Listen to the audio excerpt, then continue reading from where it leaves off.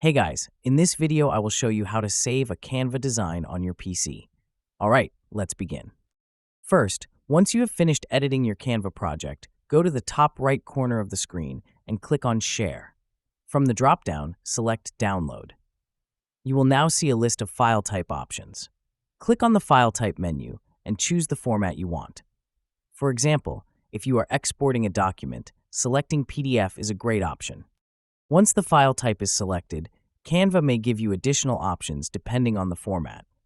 For a PDF, you can choose to flatten the file to make it print ready. After setting the options, click on the Download button.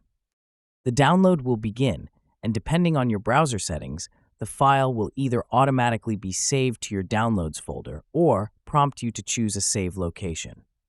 Once it is saved, you can find the file on your computer, usually in the Downloads folder. So that's basically how you can save a Canva design on your PC. And that's it for this video. If you find this helpful, consider subscribing and giving this a big thumbs up. Thanks.